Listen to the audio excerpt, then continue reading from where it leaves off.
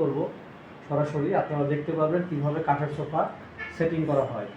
তো এখানে একটা প্রিন্টের সোফা কাভার দেখতে পাচ্ছেন আপনার মেরুন কালারের ফ্লোর প্রিন্ট। এটা কিভাবে সেটিং করা হচ্ছে এখন দেখানো হবে।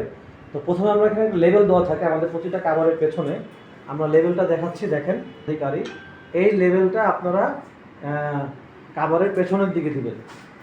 দেখেন যে কাভারটা একটু আগে দেখানো হয়েছিল, ওই লেবেলটা আমরা কাভারের পেছনের দিকে দিয়ে দিচ্ছি। এই দেখতে পাচ্ছেন মিস্টার শাকিল সাহেব পিছনে ডস্টিংটা লাগাচ্ছে, একইভাবে আপনার এমন সাহেব পিছনে ডস্টিংটা লাগাচ্ছে। এই দেখেন দুজন দুই পাশ থেকে ডস্টিং বা যেটা আমরা ফিতা বলি এটা লাগিয়ে দিচ্ছি। একইভাবে আমরা এখন যে সামনের যে এখন আমরা হাতলটা লাগিয়ে নিচ্ছি। দেখেন ডান পাশ হাতলটা লাগানো হয়ে গেল, একইভাবে বাম পাশ হাতলটা আমরা এখন লাগাবো। এখন বাম পাশে এবং ডান পাশের যে আপনার ডস্টিংটা দেখতে পাচ্ছেন এটা আবার লাগানো হচ্ছে। এটা লাগানোর উদ্দেশ্য যাতে এটা আপনার ছুটে না আসে, যখন আমরা জিনিসটা কাভারটা সেটিং করব তখন কেউ বসলে ছুটে আসবে না। এইভাবে আমরা ডস্টিংটা দুই পাশে লাগিয়ে নিলাম। এরপর আমরা ফোম স্টিকগুলো আমরা গুঁজে দিচ্ছি।